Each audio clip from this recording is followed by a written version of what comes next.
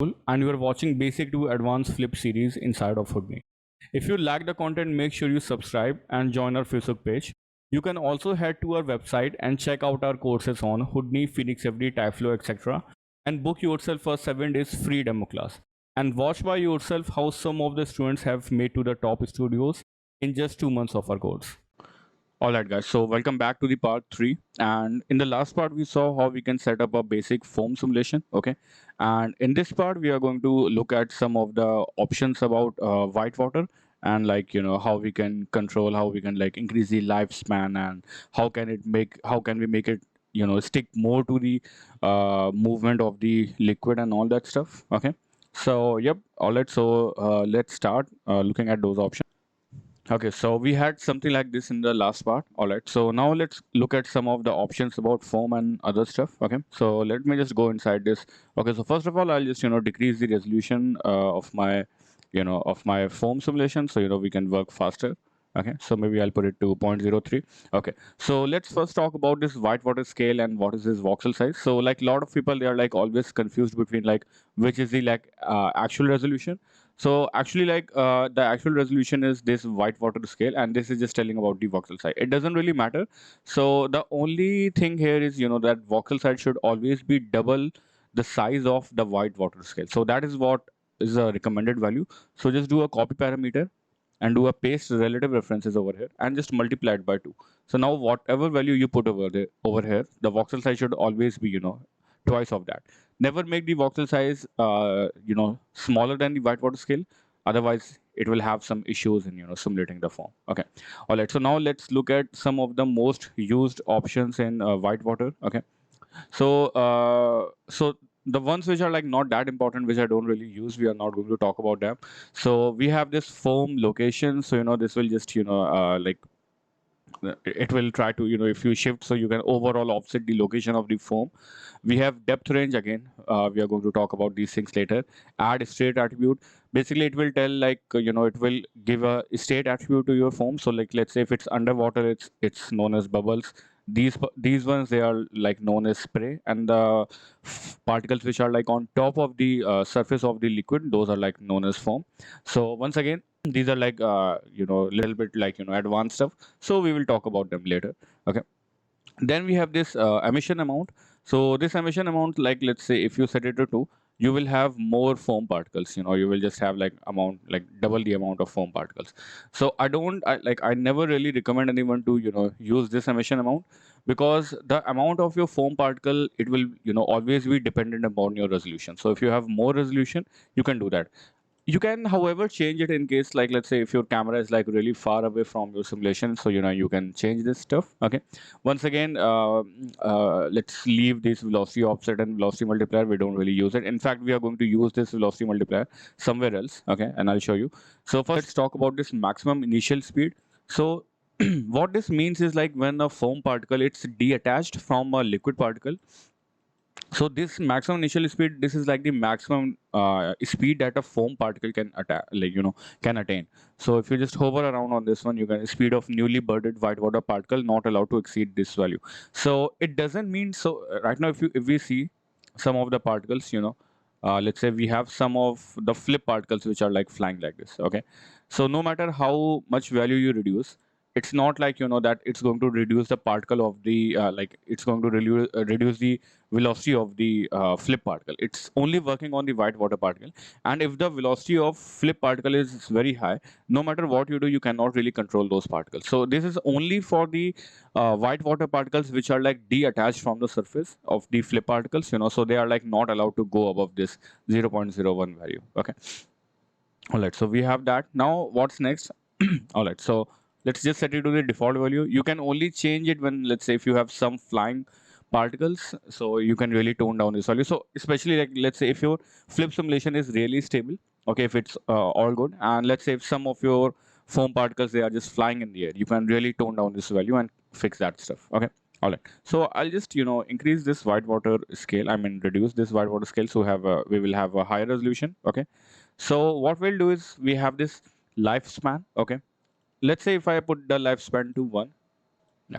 So now the foam particles, like they are going to die really quick. Okay, So they won't. So like as the name suggests, lifespan is just lifespan.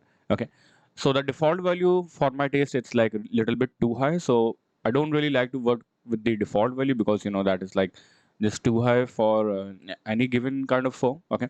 So maybe a value around 2 or 3 really works. I mean, one is also like too less, but it completely depends upon your scene. Sometimes let's say if it's a clear water, you want to have this lifespan value really low. But as of now, I'll just set it to the default one. Then we have some advanced tab. Once again, we don't really need it that much. All right. So let's go to the limits tab. And in this limits, we have this collision swap. I don't really like to use it. Let's say if you want to have some collision, you can just do the merge and you can insert a static object, and that is how you can work with that. You can also check, as I told you, like we have previous flip tutorials, so you'll be able to learn all about static objects and everything. Okay. And then we have this visualize limits. Obviously, it's just to show like how big the bounding box is. Then we have this closed boundaries. We have already turned everything on. Okay, so all the boundaries are acting as a collider. And we have this limit size and limit center, which is like linked to the flip grid size in the center. Then we have, let's come to this foam tab. So it already has this gravity. Now that's why we don't really need to add any additional gravity. So that's really good. Buoyancy, it's like a really, important thing, especially if you are doing some underwater foam. So right now we don't really have any underwater foam. All the foam is like either on top of the flip particles or they are like, really away from the flip particles. So buoyancy means, let's say when you create some foam which is like underwater, how fast is it going to the rise to the surface? So this is really good, like if you're doing some underwater shots, or let's say if your camera is in such a you know angle that you can see the container, maybe something like this. So this buoyancy means like how fast those water particles, like those foam particles, are going to rise to the surface. Once again, in these kind of simulations we don't really need it. Okay, all right, so that's it. Let's go to the next tab. This is the base advection strength, and this is like something which is like really important, and this gives lot of characteristic to your simulation. So let's say if I really reduce this value, and let's see how it looks. Right, so you can see, because we have reduced the base advection strength to such a really low value, you can, so advection means like how the velocity is going to take transfer between the flip particles and the whitewater particles. So right now you can see the advection strength is very low. So the the foam particles, they are like not able to really take velocities. They are not really able to advect velocities from the flip particles. So they are like they are like not really having any of the velocities which is like being transferred by the flip particles. So they are like not having any kind of motion. They are just lying around over there. They just get created, and that's it. They don't like. So let's say when some flip particle it gets created over here, the foam particle is also it also gets created over here, and when it falls back, then it takes the velocities from the nearby flip particles, and it just travel around. But right now you can see like that, like something like that. It's not really happening. I mean, we see the initial movement of the foam. It looks good, but after some time, it's not able to take any kind of velocity. So let's increase it. Maybe let's put it to 1, and now let's see how it looks. All right, so because we have put the value to 1 for the advection stand, let's see how it's looking. Okay, so you can see the foam particles, like they are getting created, and but the thing is, like they are like not really having their like they are just having their independent movement, but like they are not really moving with our liquid. So that is what advection strength is all about. So it will tell how much the foam particles, they should advect the speed or the velocity of the flip particles. Okay. All right. So now let's say if I put it to a really high value, let's see how it looks. All right. So now let's see how it's looking. So, all right. So now, because I've increased the base advection strength, you can see like how, the foam, it's like forming patterns, and, it's like completely mimicking like the patterns which are like being made by the, uh, the flip particle. So these patterns, here the flip velocity is like very high. So all of them, they are like, getting stuck to those patterns. And, I mean, obviously this is looking quite weird, but, it also looks really interesting. Okay. So yeah, so that is how we get these kind of patterns in the foam. So once again, you can always, change this value according to your need. I'm just going to put it to the default value. So let's say if you feel that your your like object is like maybe your when your object falls into the water or something, and when you have foam, that foam particles are like not really sticking to the flip particles, you can increase the value. And let's say if you feel like they are just sticking too much, you can just decrease the value. So everything depends upon your scene and scale wise. So these values are just arbitrary. You always have to change them. All right. Now we have this base velocity multiplier, and as the name suggests, this will just increase the base velocity of the foam particle. So let's say if you put it to 10, now when they are going to have 10 times more velocity. So this is really useful in the case when you want to create like really big splash. I mean, obviously we are not going to go above than 2 in any case. Maybe in some crazy cases we have to go like that, but in the most of the times we are just going to put it to a value of 2, or maybe lesser than that, and that is it that we are going to do. All right, so now let's move on to the next tab, which is like known as the form tab, and now let's look at these form parameters. All right, so the first option that we have over here is like the density control. And basically what this density control means is, like, let me show you. Let me just do a simulation. So obviously when we turn on this density control, as I told you, your simulation is going to get a lot heavier because, now all of those particles are going to have a kind of p scale value. I mean, not just the p scale value, but they are also going to interact with each other. Okay, so I think like I forgot to turn off my uh, this base velocity multiplier. I'll just set it back to the 1, and I'll just do a simulation once again. All right, guys. So let's see what we have got. Okay, so let's look at it, and you can see how the foam is like looking so dense. I mean, it's having so much of volume to it. So this is what like this density control does. It will add like lot of volume to your foam simulation. So this is really good if your camera is like really close, or if you want like lots of depth, volume to your foam. Okay, so yeah, so that is one thing. You can also use this option with with respect to this this base advection strength. So let's say we increase this base advection strength to a really high value, so it will try to stick everything together with the flip, with the flip simulation, and at the same time it's also going to have a volume. So we will see like really interesting patterns. So let's wait for the simulation and let's see how it looks. All right, so I've done this simulation and let's see how it's looking. So you can see, uh, we are getting lot more better patterns, but at the same time, it's also having lots of volume to this form. And this thing, I mean, it looks really good. But the thing is, you might run out of RAM with this option on. So just use it when you need it. Otherwise, don't use it because this is like really a really good feature, but like it's very heavy on the computational power. Okay, so let's say if you think the depth is like too much, the volume is just too much, there are like some things that you can do. You can just go to this foam tab, and here we have this constraint stiffness.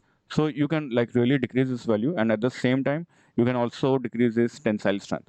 So decreasing both of these values, they will like try to reduce the strength of those constraints. Like, what it's doing is, it's trying to form some constraints between particles so that it's trying to keep them away from each other. So that's how it's adding some volume to it. So if we decrease these values, it will like decrease the overall strength of the volume. So you will get lot lesser volume, but at the same time all of those foam, it's not going to like contract to itself. So let's see how it's looking. All right, so yeah, you can see, this is looking so cool right now. We are having all those good patterns of the foam, but at the same time, they are like, we are not getting those stringy kind of look because, the foam is having some depth and some volume to it. That is how you should do the foam simulation. Like, always go and decrease this constraint stiffness because I think by default that value is like really high. So, yep, I think that's looking really good. You can anytime, right now, let's say if you feel that the patterns are like just too strong, what you can do is you can just you can just go over here back to this, and here you can like decrease the advection strength. Okay, all right, so let me just set it back to the default values, and I'll just turn off this foam density control as of now. We are going to do some other stuff, and later on, we are going to turn this on like in the last. Okay, all right, so let me just come over here now. Let's talk about this erosion. So we are going to talk about these repellents over here, and these repellents over here in the next tutorial, because This is like quite a interesting thing, and we are going to dedicate a full chapter, a full video for this one. Right now, let's just talk about this erosion, and then we are going to talk about rest of the stuff in the next part. So let's talk about this erosion. So basically, if you turn on this erosion, and let's say if I like increase the erosion strength, and let's say if I decrease the preservation strength, let's see what it does. All right, guys. So let's look at the simulation. So you can see how we are having these foam particles, okay, and you can see like wherever they are getting lonely. I mean, where they are like not really dense, those particles they are like getting deleted, and that is what erosion does. And this is just like as a multiplier on top of the particle life. So it doesn't really, I mean, it will care about the lifespan, but like if you increase it to higher value, it's not going to really care about the lifespan. So you can see how these particles, they are just getting deleted. So wherever the particles they are like lonely, they will just get deleted. Okay, and wherever the particles are like they'll be in this clump, like in the dense areas, they are going to get preserved. So right now, obviously, the value is like little bit too much. So I just wanted to prove a point. That's why I like set it to such a high value. So basically, what I do is like just increase this preservation strength. Okay, so first of all, let's set it to the default value. Okay, and let's just do the simulation as of now, and let's see how it looks on the default value. Then we are going to change these things. Okay. All right, guys. So the simulation is done, and we are having something like this. And you can see like wherever these foam particles they are like getting lonely, they are just getting deleted, and that is like more of a real kind of behavior. Okay, because they should like really die gradually. If they die all at once, it doesn't really looks good. Okay, and yep. So always try to start with the default values and then increase them, because a lot of times the default values they are like just good for your purpose. Okay. All right. So in the last, let's talk about this addition. Okay. So I'll show you what this means. So basically, it tells you, like there are like two stages for these. I mean, there are basically three stages of the foam particles. The first stage is like when they are inside the water, inside the liquid. So they have that buoyancy thing. They are known as bubbles, and they will rise to the surface. Second stage is like the foam stage when they are like just on the surface, and then all the advection and addition and repellence and erosion, all those stuff that takes place. The third stage is like when they are like detached from the the flip surface, so they become splash, they become more like mist. So this is what it's telling us. So like when those foam particles they get detached, and they become those mist or those spray particle. So basically it tells you about this off velocity angle. Okay, and like you can decrease or increase this. Like let's say if you want them to just fly away, even if they like even if there's little bit of force, they can just convert, they can just get converted into the splash. Here we won't really see much of it happening, because the force is like not that high to break those foam particles into those splash particles. This is really important when you're doing something like maybe some helicopter or some plane is crashing into the ocean, and we get those big splash. So you can tell like whether they'll be just foam or they will just get detached. So these particles which when they get detached, these are the ones which will become the splash particles, or you can say the spray particles. Okay, so let's say if I like let's first of all, this really you can just increase this control range so that we can have the proper control. And now let's say if I put the velocity angle to 1, let's see what happens. All right, so let's see what has happened. And you can see like because we have decreased this off velocity angle, so like it's saying only when the angle between the velocity angle and the perpendicular of the particles, only when it's less than 1 degree, only when that's when they are going to get detached. And in turn what it does is it will make these foam particles to get sticked with our like it's very hard for these particles to get detached from the surface, from the flip surface. And what I'll do is I'll just, for this comparison, I will just click on this button, that cross button, and I'll increase this off velocity angle to, let's say, something like 250. Okay, and now let's do a sim, and now you will see like those particles will find like very easy for themselves to get detached from the flip particle. And right away you can see how they are having, they are just looking more like spray, more like mist, than like being as a looking more like the foam particles, or the flip particle itself. So let's see a comparison. So let's say if I go to the frame maybe 30, and now let's compare it from this one, and you can see how loose they are looking over here. So if we talk about this frame, see. Yeah, we are having so many loose particles over here, but you can see all of these particles, they are like tightly packed together, and that is what this this addition does. So it will basically tell you like should the particles, like should the foam particles, they should get detached easily, or like it should take like lot more force for them to get detached. So once again, very easy. If you set it to a lower value, it will be very hard.